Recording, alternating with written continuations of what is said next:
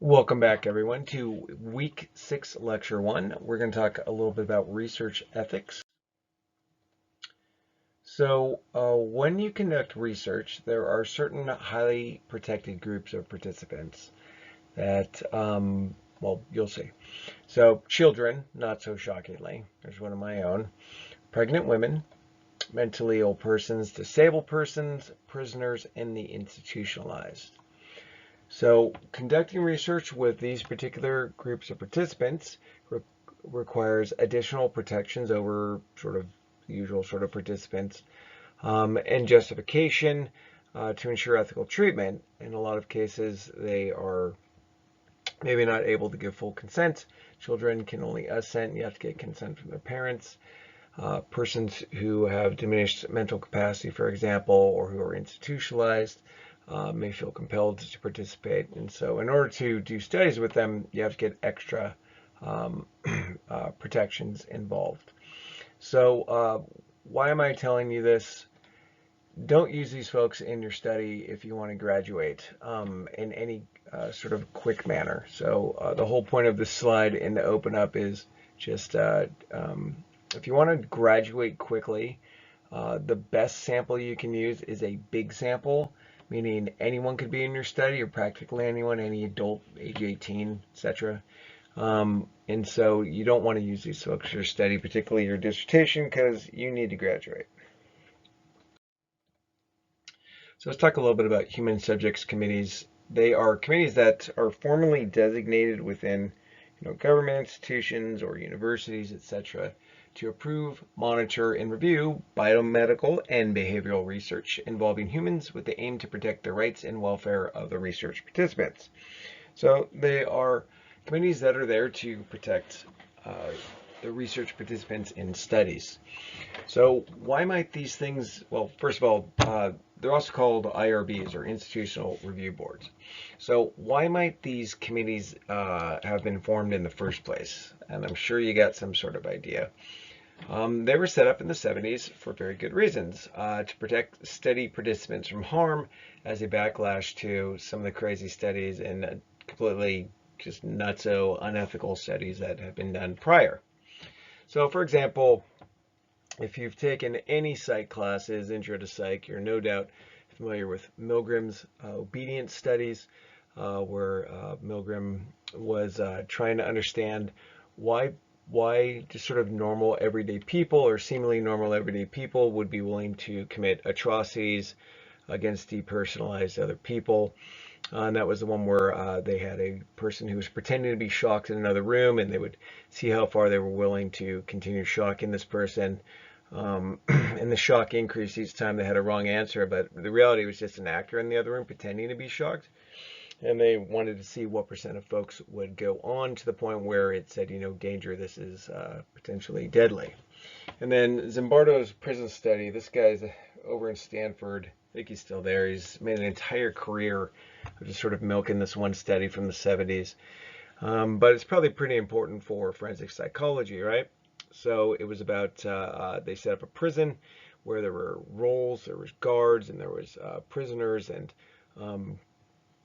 the sort of the general idea, my understanding anyway, not an expert in social psychology, but it was that people sort of conform to roles and see the outgroup as the other, and they actually had to shut down the Zimbardo prison study because things got kind of out of control in terms of abuse of the guards on the and there was rioting. Anyway, Zimbardo prison study, I'm sure there's videos on the internet. The guy's just all over the place. So, an easy way to determine if a study is going to make is ethical or likely to pass sort of an IRB or human subjects committee is, would I be willing to participate in the study? Would I let my family members participate in the study? If the answer is no to either of those questions, you're probably going to run into problems with your IRB. So think about that when you're designing your study. So in addition to creating human subjects committees, the folks who made human subjects committees, IRBs, also came up with the 7 key ethical considerations for conducting research to try to get rid of some of the sketchiness basically that was going on in research in the early part of the last century. So here they are. Just going to name them: informed consent, protection from harm and removal of harmful consequences, protection from unnecessary deception, key word there, debriefing, privacy, confidentiality, and by the way, probably the two most confused are number 5 and number 6 here, so pay attention when we hit those. And then finally, the right to decline or withdraw during a study, the bane of the existence of people who conduct research, but nonetheless an important ethical right.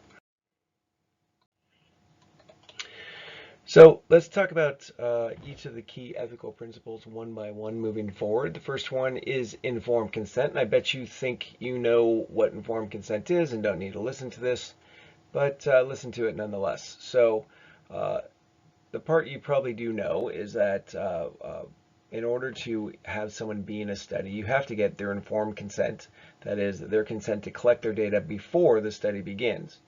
It's a little loose, but for the most part, it's supposed to happen before the study actually begins. So you do not have to get informed consent for studies that involve what is called minimal risk. So minimal risk is the sort of risk that a person is exposed to just in everyday life. Okay, that is minimal risk. So you can actually argue to your IRB that this study is a minimal risk study, and you can end up getting an exemption. They still make you apply to the IRB, but you can get an exemption for it. This is more likely, you're more likely to get an exemption if the data you're using are already collected. So if when we talked about descriptive studies, we talked about doing archival research where you're just sort of looking at past records and whatnot. Meta-analyses, those sorts of things, you're more likely to get this sort of clearance, but everyone ends up needing to do it regardless. So one of the things, so there's some sort of misunderstanding about what you have to say in your informed consent form. So one of the things you have to tell them is that they have the right to leave or withdraw at any time, which is another one of the rights, actually. You just got to tell them they're not stuck there. You have to inform them specifically sort of what's the general procedure, what are they going to be doing, what are the perceived risks and benefits of the study. And that's always tricky because you don't want to give away what your study's about. So you want to say, this potentially improve sort of vaguely, this understanding of a particular topic. You will typically address how the privacy and confidentiality, again, those are different things we're going to talk about, how those are going to be protected for folks who do choose to participate. Something about the time that it's going to take. This will take, 10, 15 minutes, that sort of thing. And you get those time estimates doing a quick pilot study, which we've talked about in the past. And who the researcher is and how they can contact you if they feel the need to do so, or if they're interested in the results of the study, and how they could report any sort of grievances if they had them to the Human Subjects Committee, or alternatively, sometimes they sort of give that off to your chair to be that person. So they do have to sign it, and unless it is a minimal risk study. And note that the Human Subjects Committee reviews your informed consent form. It has to be included in your IRB proposal when you send it in as a proposal to do your research. So the second key ethical principle is two-piecer. There's protection from harm and also removal of harmful consequences. So first of all, ethical studies protect the subjects from unnecessary harms. And then secondly, where harms occur, it is your ethical duty to remove those harmful consequences if they're damaged physically or psychologically, etc., as a function of being in your study. So the sort of golden rule is that participants need to leave your study in the same physical and psychological condition, or even better, is when they start it. So what the IRB is going to do, and you are going to have to do this, is they'll actually look at your methodology and they'll try to identify areas where they think harm might occur. And it's actually kind of useful because you don't always see it sometimes. I mean, sometimes they're sort of petty, let's be honest, but other times, yeah, you're like, I didn't even see that. So I'm glad someone actually looked at this. So one of the effects of having IRBs is you often can't have like a big experimental impact. You can't do, very strong effects sometimes, or things that are kind of crazy, like they used to do back in the day, like Milgram, because it may be ruled unethical, right? So studies tend to lack experimental realism this day. You can't have someone yelling out, help, help, okay. Or steal things just to see if how people react. You can't do this sort of experimental realism thing that if you read enough social psychology, you see tons of this stuff, and you're like, wow, I can't believe people actually did this stuff.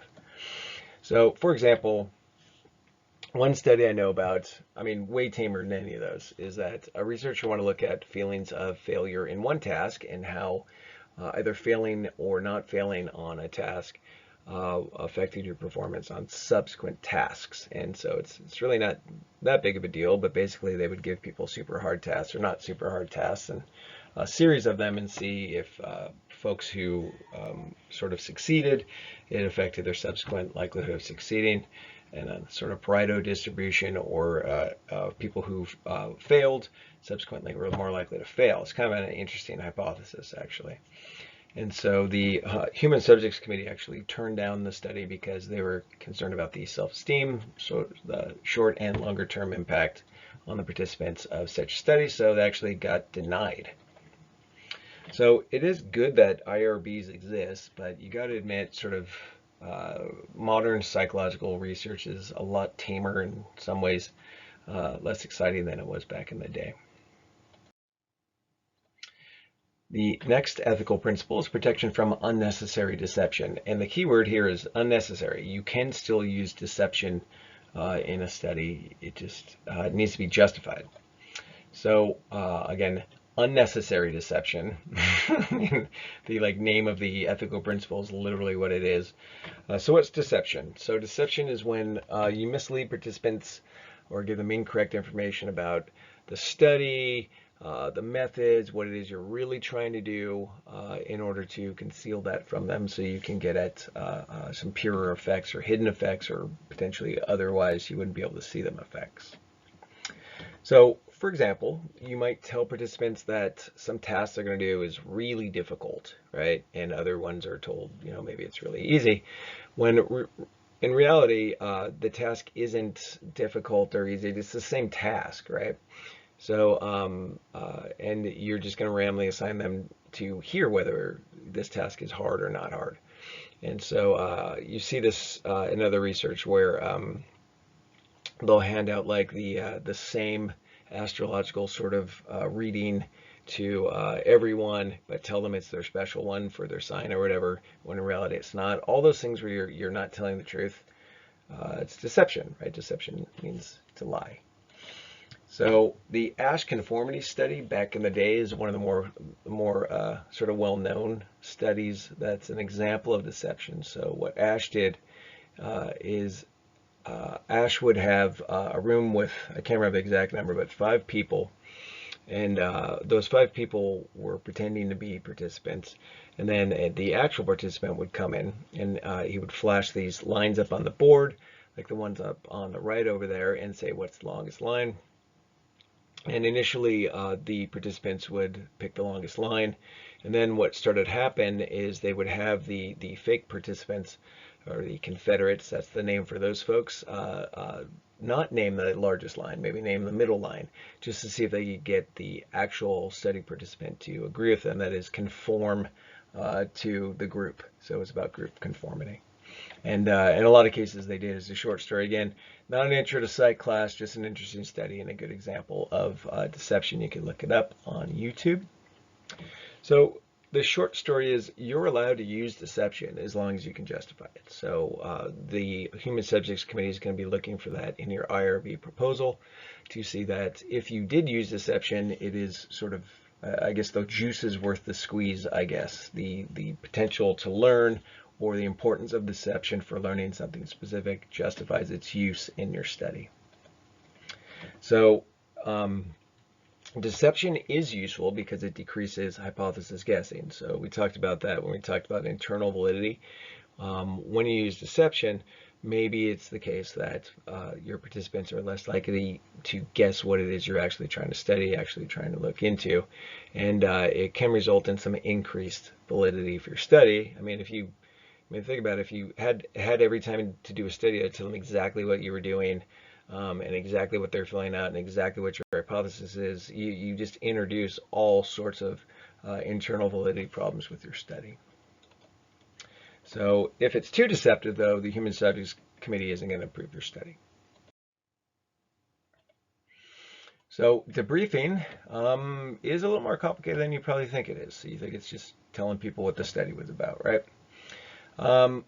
Well, you must debrief all participants about the purpose of your study. So what were you actually doing in your study? And you have to not only explain the study purpose, but also make sure they're okay with their performance. And that's actually the tricky part. So there's really two components of debriefing. The first one is de-hoaxing, where you need to tell them about any deception that was used in the study. And it's a lot trickier than it might seem sometimes, because number two is to desensitize. So you have to make sure they're actually okay with their performance. So I did, when I was a master's student, a study in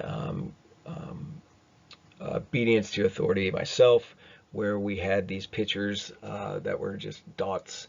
And some of them, if you kind of let your eyes go lazy, you could see there was like a rabbit in it or the moon or whatever. But out of the 20 pics we'd show them, 5 of them actually didn't have anything in them. They were just dots. And we would, let me know when you can see the beach ball or whatever. And we sort of did that to people. And people got mad. So that's where I learned about not only de-hoaxing, but also desensitizing, that they would swear up and down. They'd feel like we had lied to them and we made them look ridiculous. And so an important part of what we had to do was let them know, most people did, even though these pictures, these dots didn't actually have images in them, most people do report the images, that sort of thing. Make them comfortable with their performance. You're just, part of the group. Don't worry about it. It's not a big deal. That sort of thing. So it's tough. So there are problems with doing good debriefing. You have to debrief, you have to de-hoax, you have to desensitize if you used any sort of deception.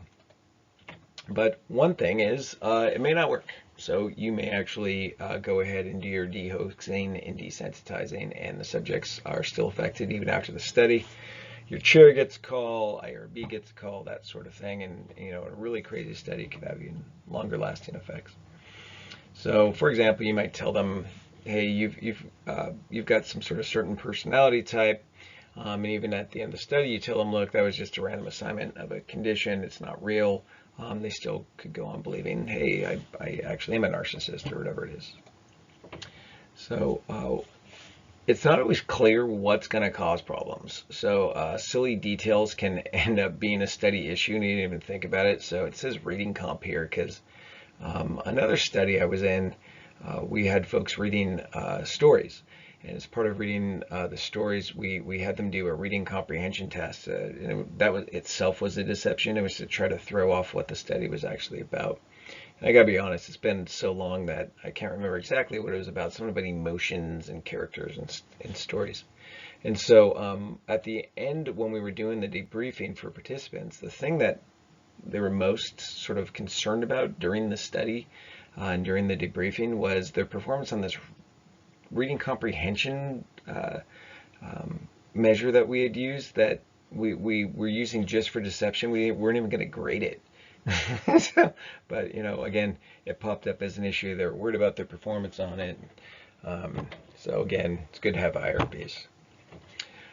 Finally, one that works against you is that when you debrief people, you're telling people what your study's about. So if you're trying to recruit folks, they may tell subsequent folks who could be participants what your study's about, and you end up with folks coming in hypothesis guessing and so forth, and can lead to your own sort of internal validity issues.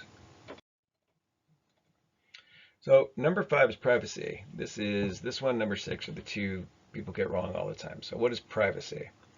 So it's pretty simple.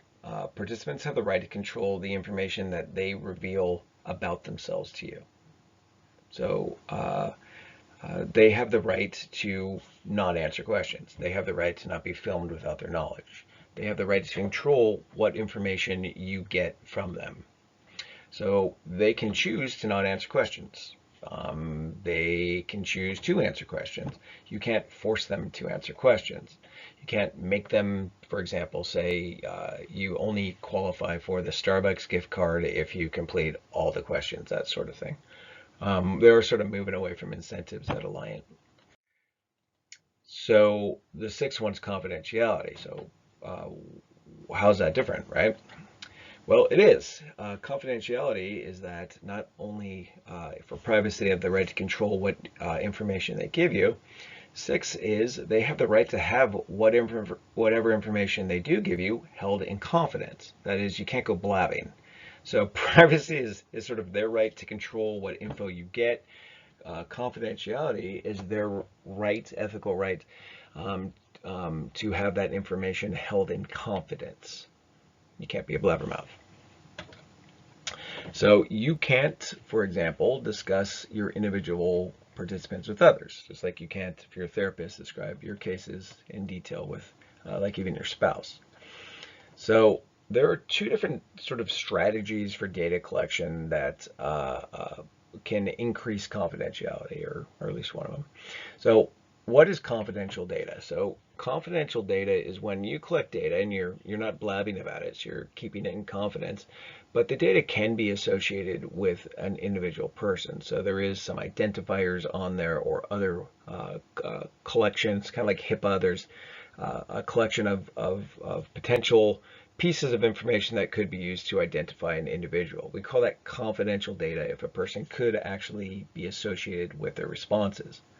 So juxtapose that to, so if you use ID numbers instead of names, it reduces it increases their confidentiality.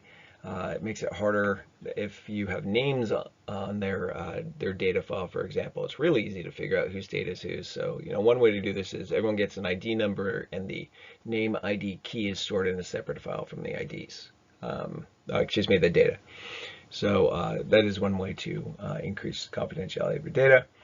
But juxtapose it to anonymous data. So what is that? Well, that is when you just cannot associate the data with an individual.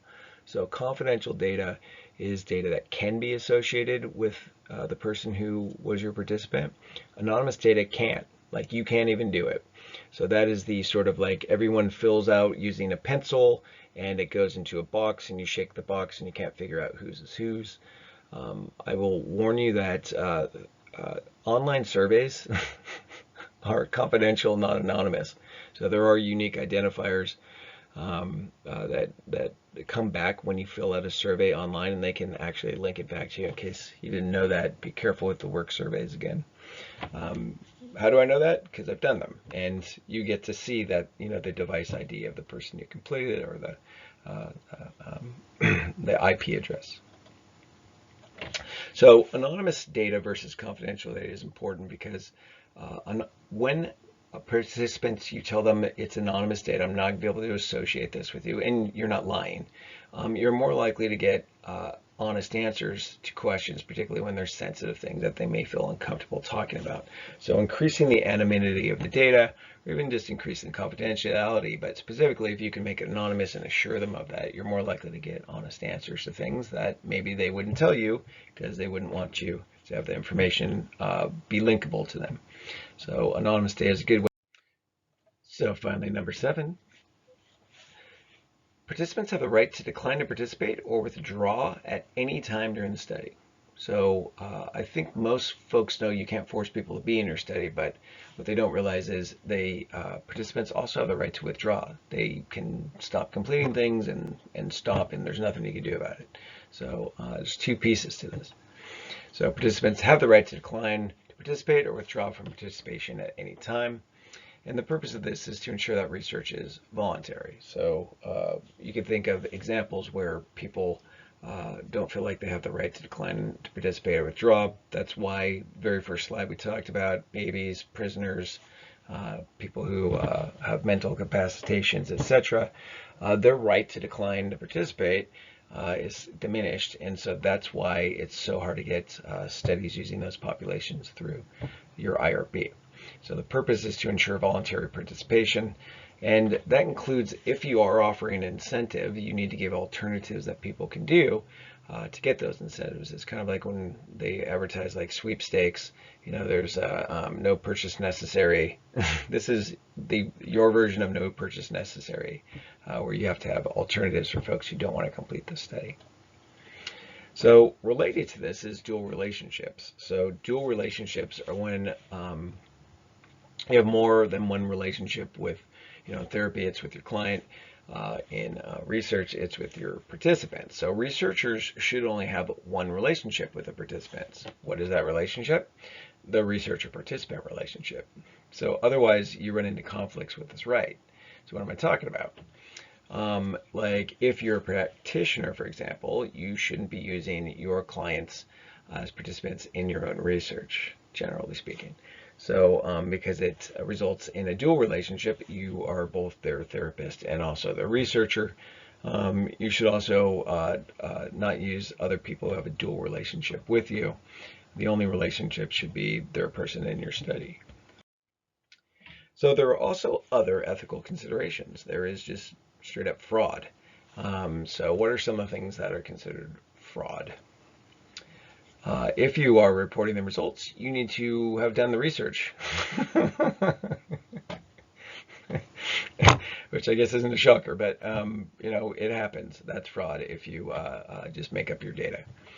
So if you need to report the results that you actually got, not fake results that confirm your hypotheses. If you do that, that is fraud. You cannot change your hypotheses after you got your results. So we actually talk about that. We talked about phishing when your original hypotheses don't work out. It's really tempting to do this, to come up with new stuff. You can't do it. Your hypotheses should be set before you do your analyses, and they stay that way. Otherwise, it's fraudulent. So if you did a good lit review, that's chapter 1 of your dissertation, by the way, you should be making good predictions and correct predictions. And good methodology should bring out the correct effects. You shouldn't have to fake stuff or change your hypotheses. So in general, don't fake data, don't fake results, don't do the wrong analysis, don't falsely interpret things. You got to give credit to other people who helped you in your study. And don't plagiarize either. And then finally, it's almost fun to say this. Don't submit one thing to your IRB and then do something different. So where students get in trouble with this is they plan to use some questionnaire to collect their dependent variable, and then they don't research it well enough, and they find out that you have to pay the company to grade it, or for each time you administer it, there's some sort of cost. And so they end up not wanting to use those data collection instruments. So they're like, well, it's just another depression instrument. I don't really have to tell the Human Subjects Committee, do I? Yeah, you do. So don't make that mistake. That's fraud. So in general, the Human Subjects Committees / IRB, they have good reasons for changing your studies. So, follow their requests. So what are the consequences of these ethical violations? So if you're subject to the California Board of Psychology, and specifically, you can be reprimanded, you can be censured, you can be brought up on formal charges, you can lose your license. So there's actually my brother-in-law's, whatever they call it, MFCC now, CF something. Anyway, when I go down to his house, I read the California Board of Psychology sort of puts out a summary of cases that they've had to hear regarding ethical violations, and it's just absolutely fascinating to read what people get in trouble for. So this one is one that stuck with me in particular. The counselor had a dual relationship, which the dual relationship was really benign. It was the patient's husband was also a house painter. And so they had the house painter husband paint their house.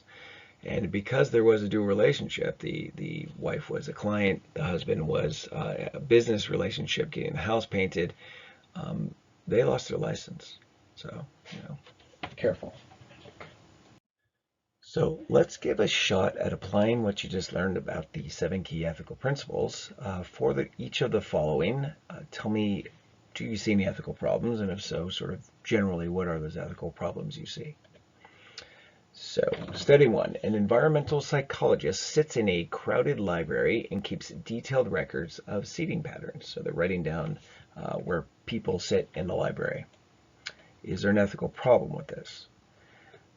Well, it depends how you conceptualize it, unfortunately. If they're just like marking down X's on, sort of a diagram of where people sit and don't sit in the library, no problem. If they're like literally recording things, that would be a problem. So on their camera phone, for example, recording people without their permission. So even though you can record people in public, in this public library, in terms of research, you'd get in trouble. But let's just say it was just paper and they're just like putting X's where people sit. No problem. How about an environmental psychologist takes videos of seating patterns in a library? The tapes are maintained indefinitely. Library patrons do not know they've been filmed. Is that going to be an ethical violation, even if it is legal? You bet it is. So what is violated here? Well, folks are giving this psychologist information without knowing it. There are specifically, this is a violation of their privacy, and the fact that the tapes are kept indefinitely is also an issue. Invades privacy. They don't know they're being recorded.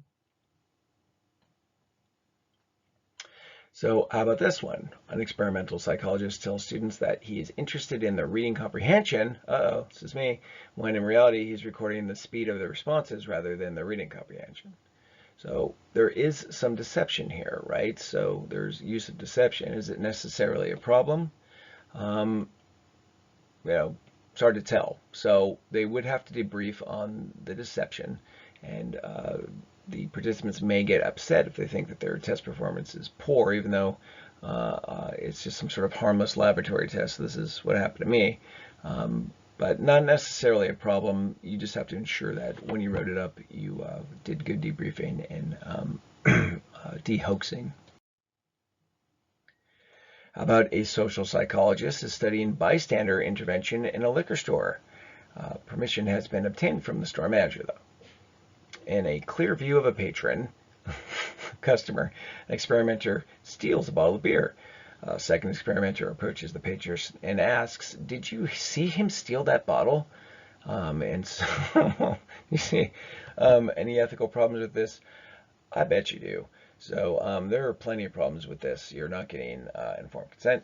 You are getting information from people without their permission. There is risk of harm. There's deception. It's all over the place. So this was actually performed. It's one of these studies that was done back in the 70s.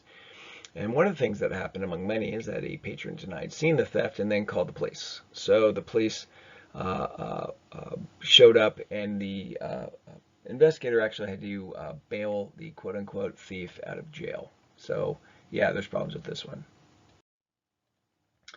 How about a social psychologist connects surface electrodes to male heterosexual participants with their prior approval, so they know they're getting electrodes connected to them. These participants are told that the electrodes are connected to a meter in front of them that measures sexual arousal. In reality, the meter is controlled by the experimenter. So they're just, making it do things, give readings to them, making them appear sexually aroused or not. So participants are then shown slides of nude males and nude females. The meter gives high readings for pictures of males, leading the participants to believe they may have latent homosexual tendencies. Might there be ethical issues with this? You bet your butt. So again, lots of stuff. We've got deception. We have the potential for unnecessary harm in here to folks. There needs to be debriefing. So you assume there's informed consent, but the big problem here is the deception and the potential of harm. So again, yep, actually done in the 70s. And even with debriefing, it was considered an unethical study. It wasn't clear that the potential psychological harm would go away. Telling these folks they have homosexual hidden tendencies would not necessarily be removed just by the debriefing, and so big problems for this one. So here's the fun part. We have an assignment this week that's totally different from anything else you've ever done. It is called Unethical Aroma, and it's sort of a standard in this class. Folks enjoy doing this. I hope you do as well. Your assignment, we're going to use a little bit of negative psychology, is to create the most unethical study you can. That's Zimbardo, by the way, the prisons experiment guy. So you can't get, I mean, you can get crazy, but you got to do something that people might actually do. And you're going to grade each other's in terms of, or score each other's is the proper word. Your job is to try to violate all 7 of the principles, and you can get an extra point for fraud. So you're going to score each other's and write your own that others will score. You're going to post it. The study has to be something that someone might actually try to do. So you can't have murder, rape or crimes and things like that. And it's got to be a study that someone might actually try to do, but it violates all 7 of the key ethical principles if you can do it. It's kind of hard. So you'll post your little blurb on Canvas by day 4 of this week. And then you're going to rate each of your classmates' level of unethical behavior versus the 7 key ethical principles. They'll get 1 point for violating each one. So you give them a point if you feel that their blurb violated each of the ethical principles. And then if you're particularly satisfied with the deviousness of their experiment, you can give them an extra point for fraud if they cover fraud. So that is due by day 7 of week 6. And I'm expecting some good stuff from you guys. I'm sure you've got some stories. So again, no changes after you post it. And you read other people's and go, damn, oh, I should have done that. You can't do that. That's unethical. Not ironically, coincidentally. So there is a scoring sheet that is posted for you to use. Fill one sheet out for everyone in the class and just then upload that. And that is Unethical Aroma, and it better be good, y'all.